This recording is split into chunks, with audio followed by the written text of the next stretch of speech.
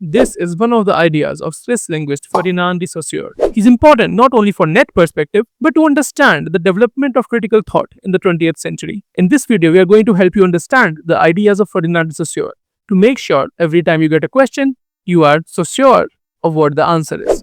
But before that, we have our recorded lectures which you can get, which are being updated regularly. These lectures will help you polish your fundamentals and understand all the major writers, theories and theorists properly, so you know where these ideas come from and why they are important. This is very important for exam perspectives, for NET, GATE, CUET, everything. It's also important if you're a student of bachelor's or master's and want to work on your fundamentals and want to learn the major writers and ideas properly. Now moving on. Ferdinand de Saussure, as I said, was a Swiss linguist and he's considered to be the father of structuralism. He's the guy who made structuralism possible, which made thinkers like Derrida, Foucault, Lacan possible. So when it comes to literary theory, Ferdinand de Saussure is one of the most important people you need to understand. Before we look at what Saussure did, let's look at his field in general. So he's a linguist, basically somebody who studies the evolution and functions and properties of language. The way a biologist studies life, a linguist studies languages. In Saussure's time, linguists were focused on historical developments in language. For example, if you look at Shakespeare, you'll see that the words like thou, thine and thee appear a lot. But these days, we use only you. So this is a way of looking at language as it changes historically. This historical tracing is called a diachronic study of language. Dia meaning through and chronic meaning time. Let's look at another example. In Old English, we had a word called knecht, which meant a boy or a servant. But in Middle English, that word changes. In Middle English, it becomes knecht, which means a mounted soldier, a soldier who's on a horse. From that, it becomes knight, which is the word we use. And modern English, knight is no longer a mounted soldier, but a normal noble title. So even people who are not fighters can be knighted. For example, Sir Ian McKellen. Another example of diachronic study in our own time could be the word lit. Long ago, when I was younger, we used to say lit to something which was nice. But now people say fire and all sorts of things. So language changes over time, and this over time study of language is called diachronic study or a diachronic investigation. So if you trace how languages change or evolve over time, you are doing a diachronic investigation. But Saussure did not like that. He wanted instead to see what remains constant and not what evolves with time. This is a synchronic investigation. So if you study language as it changes across time, you are doing a diachronic study. But if you're studying language of a particular time, you are doing a synchronic study. An example of synchronic study would be a study which focuses on the slang which the Gen Z is using these days. For example, aura, riz, and maybe a year ago skibbity. Right? So we, instead of going across time, we freeze time and look at how the language is being used. This is the method that Saussure wanted to follow. Now we don't have Saussure's own writings, unfortunately, but his work was compiled by his students into a text called A Course in General Linguistics. While looking at language synchronically, Saussure found two different elements. First was called langue and the other was called parole. Now let's look at an example before we go into these terms. Imagine I give you all the ingredients that exist in this world. Sugar, spice, fruits, vegetables, meat, everything you want, you have access to. Plus, I also give you all the possible recipes. So whichever recipe you want to cook, it is there in a book. So I've given you all the ways in which you can combine those ingredients and all the ingredients. And then I ask you to cook up a dish. To cook up a dish, you take some ingredients, choose some combinations, basically follow one recipe, and create a dish using a very small percentage of the ingredients that you have and a very small number of the recipes that I have given you. So basically, I gave you all the culinary resources and you made one dish out of it. So langue is a collection of all the linguistic resources, which means all the words, you may or may not know their meaning, but every single word of a vocabulary, plus all the ways in which they can be combined, which means every way in which you can combine those words to make meaningful sentences. So the way you combine ingredients, following a recipe, you combine words, following a grammatical structure. Now to make a sentence, you don't need all the words, you don't need all the structures, instead you just need some of them. In fact, you may not even know all of them, nobody knows all of them. So langue is the entirety of language, and parole is the individual sentence that we utter. Now, one thing you must have noticed here is that nobody has access to all of this. Nobody has access to all the words, nobody has access to all the grammatical and other structures, but everybody uses language. And you are right, langue is an abstraction. It's not something that you can see concretely in the world. But parole is an utterance, which means everything that I say, including the things that I'm saying in this video, are a part of parole. But they cannot be possible without langue. The same way, you cannot cook a dish without having a recipe or a way of combining ingredients and the ingredients. So lang is not something that you ever have, as I said, but it is something that a whole community has. So all the English speakers have the lang of English. All the Hindi speakers have the lang of Hindi and so on. And every individual person, of course, can use parole, which is individual utterance of the language that could include the written and the spoken parts of language. Let's look at an example. Stop! Before we move on, I want you to subscribe to the Literary Odyssey. We have a lot of interesting things coming out. We have a lot of surprises for you. Back to the video. Let me pick up some random words. These words come together to make the sentence, a dog bit Dhananjay. That makes complete sense to me. Now I can combine them in this way, a dog bit Dhananjay, or in a different way. If I shuffle them, it becomes Dhananjay bit a dog. Now both of those sentences make complete sense. But what if I do something else? What if I combine them like this? Bit, dog, Dhananjay, that means nothing. But the individual words do mean something. So despite the words themselves having meaning, there is something else that makes a sentence meaningful. And that is the basic grammatical structure of a sentence. Subject plus verb plus object. The person or the thing which is doing an action, the action which is being done, and the person or the thing which is receiving the action. So Dhananjay bit a dog. Dhananjay is performing the action of biting on a dog. But when we shuffle them, the subject verb object series breaks down and the sentence is completely meaningless. This is a simpler way to imagine how structure can give meaning to something. So even though the words mean something, sentence doesn't mean anything because the underlying structure of subject verb object is missing. But Saussure goes a bit deeper than this. This is at the level of the sentence. What about the level of the word? And this is where things get a little complicated. In structuralism, we call the word a sign or a linguistic sign. Now the sign has two components, a signifier and a signified.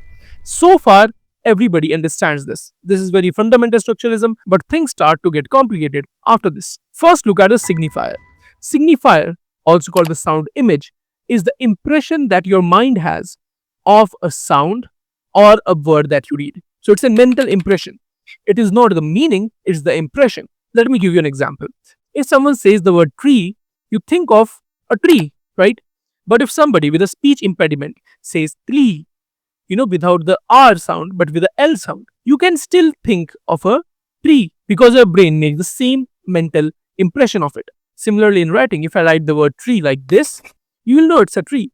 But if I write it in a very horrible handwriting, your brain will still have the same sound image, tree.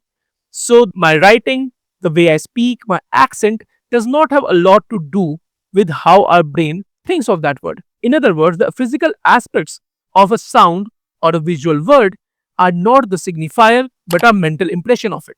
Otherwise, tree in different writings would give you different ideas. Tree said in different accents will give you different ideas. But no, all the ideas of tree, tari are the same.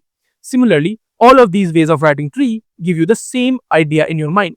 That is the signifier. Now, signified is the concept to which this mental impression refers. So when you see the word tree, it refers to something other than just the sound of the word tree, right? It refers to something with the bark and leaves and branches. So that concept is the signified. Again, one thing to be sure about here is that this concept is not an actual tree. In fact, it is an abstraction of a tree, an idea of a tree. So when I say the word tree, the meaning is not a particular tree, but a general idea of a tree, a generalized tree, an abstract tree, which could be different for different people. Maybe somebody thinks of a tree which is closer to a mango tree. Maybe somebody thinks of a pine tree and so on. So again, signifier is the way we perceive the sound or the word, written word. Signified is the concept, the mental concept that is associated to the sign. So car could refer to anything with four wheels and a metallic body. Somebody could think of a Lamborghini, somebody could think of a Maruti, etc. Now for Saussure, signifier and signified are two sides of the same coin, which means they cannot be separated. You cannot have just the signifier and not the signified. So what would it look like if you had just the signifier and not the signified? Well, it would look like gibberish. That's a signifier without a signified. Now because it does not have a signified, it would not be called a signifier, it would just be called a sound. Because signifier is part of a sign, right? A sign has a signifier and a signified. If it does not have a signifier and a signified, it's just a sound. Maybe it's just a drawing, right? Like for example, this does not mean anything. but this does. Now, if this is how signifiers and signifieds work, that they cannot be separated, the question is, how are they linked? Why is the concept of a tree inseparable from the tree word? Now, Saussure says that there is no reason. It's completely random. In Saussurean linguistics, the relationship between the signifier and the signified is arbitrary. And this is something we can see in our lives too. I am called Shivesh for no particular reason. I'm just given a random chain of sounds and that becomes my name. The word tree is called vriksh in Hindi. Now, both of these are random sounds which are associated to the concept of a tree. So, there is no physical relationship between these two. Okay, so far we know that 1. Signifier and signifieds cannot be separated. 2. The relationship is arbitrary, which means they are not linked by any reason, but for sheer convention. Now, a third question arises. If the word tree has nothing to do with the tree, then why do we think of the concept tree when we hear the word tree? In other words, how do signs get their meaning? Now things are getting complicated. For Saussure, signs get their meaning from a system of differences. System of differences is perhaps one of the most important things to learn if you want to study literary theory, because it is the foundation of a lot of major ideas. Let's take 2 examples. One is going to be an easy one which will help you understand the basic idea, and the other would be slightly complicated so you have a more nuanced understanding. The easy one first. If I ask you to define the word modern, how will you do it? You can say it can mean many things. In fashion, modern means something else. In literature, in philosophy, it means something else. So basically, the only way to define the word modern is as not traditional, or not medieval, or not scholastic. So instead of saying what modern is, we are saying what modern is not. In other words, we are telling what is modern different from. Now, this way of defining something in terms of what it is not, modern is not traditional, medieval is not modern, and so on, is called a negative identity. Basically, it gets its identity by negating something. Modern gets its identity by negating traditional. For Saussure, there are no positive identities in language. So all of the words that we speak have no positive meaning. All that they have is this negative meaning, which means meaning by negation. It has nothing to do with negativity. Now, the second example is slightly more complicated. So I need you to pay attention. I'm going to invent a language and I'll tell you the words in that language. Ready? These are dirtle. Okay? These are dirtle. And these are myrtle. So I gave you 2 words, myrtle and dirtle. Now, if I ask you what this is it a myrtle or a dirtle? There are 2 answers to this question. Maybe dirtle represents stationery and myrtle represents machine or electronics. Following that logic, sticky notes are dirtle because they are stationary. But what if dirtle actually represents things that are long and round, whereas myrtle represents things which have edges and corners like these. So that makes this a myrtle because it is square instead of cylindrical. Now, which is the correct answer? Well, the answer is it does not matter, because to know what myrtle or dirtle meant in that context, you needed to figure out what is the difference between the two. Is it their usage, that one is a stationary and other is electronic, or is it their shape, that one is cylindrical and other is more or less cuboidal? So myrtle and dirtle get the definition from the difference between them. Myrtle differs from dirtle in shape or in use. So this is how the words myrtle and dirtle get their meaning, through a system of differences. Now let's look at some real world examples. In Japanese language, the sounds L for L and R for R are not differentiated. So there's a character in One Piece called Zoro. Now his name is sometimes spelled as Zoro and sometimes as Zolo. Now this difference is because Japanese do not care about L and R. They have a different sound for both of them. They have a different sound which is somewhere between L and R. So the word light and the word right will be the same for Japanese. They will hear the differences, but that difference between L and R is not a meaningful difference for them, because the Japanese people do not differentiate between the L and the R sound. Whereas in English, if you say light or right, you're saying two different things. Even though the physical properties of the sound, light and right are different. For Japanese, that difference is not meaningful. Well, let's take an example which is closer to us. In Hindi, we pronounce the letters V and W similarly as V. For some English speakers, these two words have different pronunciations. V is V and W is V. Now, this is not a meaningful difference for us. So, when I say victory, I can also say victory, and you won't know the difference because our minds do not register that difference to be meaningful. This emphasis on phonetics was introduced by the Prague Linguistic Circle, the most prominent member of which was Roman Jakobson. So, to summarize, we know the meaning of light and right because our language differentiates between the sounds l and r. So, for Japanese, that meaning is not there. So, very often it happens when Japanese people learn English, l and r sounds are the ones they struggle with. Similarly, we know the meaning of Merkel because we know how it differs from dirtle. Now, that is true for every language and every word. In other words, meaning does not arise from the inherent qualities of the word Merkel, dirtle, but from the difference between them. And that difference, of course, is conventional. It comes from conventions, from usage, right? So when I showed you this and this, so first, the things that your mind focused on was the difference between the two words as they sound. So mer in myrtle and der in dirtle, right? You looked at the phonetic differences because that's a recognizable difference. And then you looked at what their meaning difference could be. So it does not have anything to do with the things themselves, but for the words exactly differ to and how they differ from each other. Let's go a bit deeper into how it works with Saussure. I'm going to say a sentence and you'll have to fill in the blank. I'm going to pluck a leaf from the... So the answer could be a tree, a bush or plant. Now any of these could be there because they all fit, they all have similar meanings. So they are in an associative network. Associative network includes the words which are semantically related. So their meanings are related. It could be different for everyone. So if I'm somebody who enjoys darkness, to sit in a dark room and all. So one of the associated words to dark would be peace. But if I'm someone who's afraid of dark, one of the associated words to dark would be fear. So these semantic associations change from person to person. Whereas the phonetic differences like L and R, V and V change from communities to communities. So when I say the word tree, it gains its meaning from its differences from the word plant and bush for the semantic associations and for the word which have similar phonetic structures like free, like three and so on. In the language that I invented for this game, myrtle and dirtle would also be phonetically related because again they sound similar, and they would be semantically related because they are either about usage or about structure.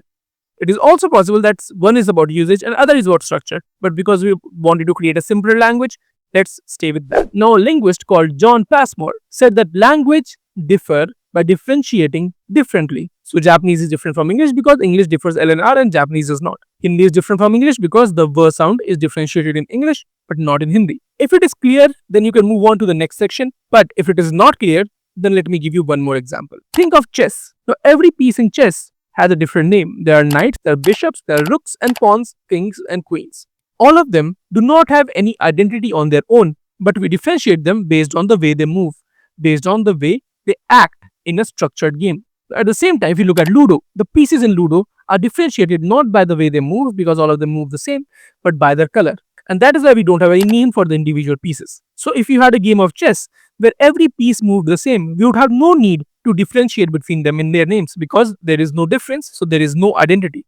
Just as with Ludo, we don't have any names for these in Ludo, right? I hope these examples help you grasp or at least intuitively feel what difference and the system of differences is in Saussurian linguistics and structuralism at large. Let's now focus mainly on linguistics. So when I write the sentence, Dhananjay bit a dog, I could have written the dog bit Dhananjay. So this arrangement could have changed the meaning. It could also have changed if I instead of Dhananjay wrote the cat bit a dog, or instead of dog I wrote the Dhananjay bit a cat, and instead of bit I could have used Dhananjay petted a dog. So we could change meaning by arranging them in different ways, and we could change meaning by substituting them with similar words. When I say similar words, I mean words which are again associatively linked or phonetically linked. So the axis of combination is the syntagmatic axis, where grammatical rules and structures work, and the axis of substitution is paradigmatic axis, which is where the associative networks are. Now how does this work? Suppose I take the soap Dove.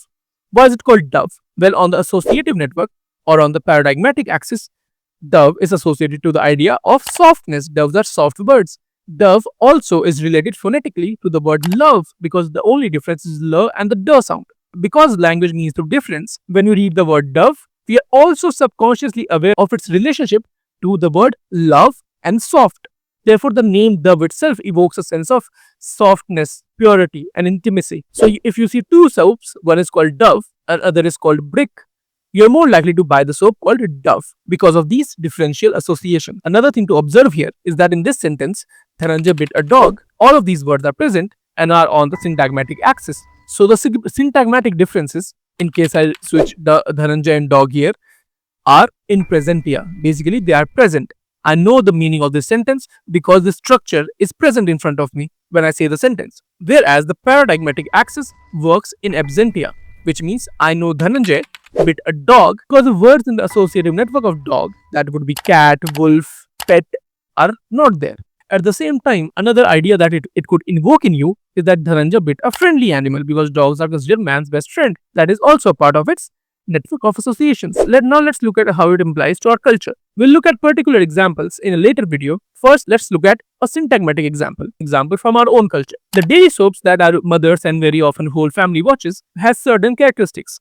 For example, there's a mother-in-law who's very cruel, and there's a daughter-in-law who's very often a pure, very innocent person. Now, this structure is present all throughout daily soaps. So you don't need to know a lot of daily soaps to know the general idea of what a daily soap would be like. This is like the syntagmatic axis. The way subject, verb, object is a simple structure on which thousands of sentences could be made. A cruel mother-in-law and a pure daughter-in-law is a simple structure on which thousands of stories could be made. Now, this sounds a bit obvious, but that's what structuralism is about. Not about pointing obvious things out, but looking at the structures which underline particular expressions of a cultural phenomena. So if you read hundreds of detective novels, eventually you'll figure out the general structure of a detective novel.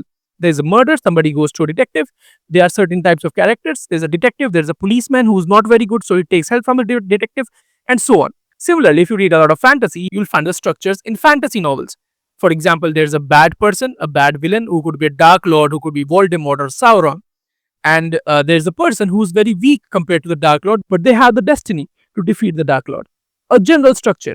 So same structure creates thousands of stories. Now, this way of looking at stories to find underlying structure was pioneered, of course, by Aristotle when he talked about differences between epic and tragedy and comedy. But one of the most important names here is a guy called Vladimir Prop, who looked at Russian folklores to figure out the structures underlying the folklores. And he identified types of characters like Sas and Bahu in the daily soaps. In folklores, we have heroes, villains, etc. and types of narrative situations. We will talk about these applications of structuralism in a later video. Now let's look at a paradigmatic example. This is an example by Roland Barthes, who looked at a magazine cover on which you could see a black soldier saluting the French flag. Now, syntagmatically, the idea that black soldier invokes but is different from is a white soldier. So when you see that magazine cover, you don't just think, okay, there's a black soldier saluting the French flag. You also think what it is not, what it is different from, right? Difference is important. It is not a white soldier. So the true meaning of the magazine cover comes out when we think of the substitutions that could have been made. Thinking that, we get the idea that the magazine cover is trying to say that a good black person, now France also had a colonial history like England, so the magazine is trying to say that a good black man would be someone who salutes the French flag, believes in French values, and that France itself as a country supports and has black sons, so to speak. Of course, this is a very political message, but this message comes up because we think not just of the black person who is there, but also of the white person who is not there. So we don't get the meaning from black soldier, but we get the meaning from not a white soldier. We will look closer at the thought of Roland Barthes in a video on semiotics. Let's do a quick rundown. Diachronic, historical study. Synchronic, study in time, right now, the usage. Lang, all the resources of language, it's an abstract thing. Parole, individual utterances of language. Signifier, the sound image in our minds. Signified, the concept related to that image. Again, the sound image and the concept have nothing to do with the real world sound and the real world things. System of differences. Words mean what they are, not because of some inherent quality in the words, but because they differ from other words in their semantic, associative, and phonetic networks. Syntagmatic axis is the axis of combination, where the grammatical rules apply, and paradigmatic axis is the axis of substitution, where we can substitute the words for different words to create new sentences. With that, you're ready to tackle all the questions on Ferdinand de Saussure's work and continue our journey into the world of structuralism and post-structuralism. I'll see you in the next video.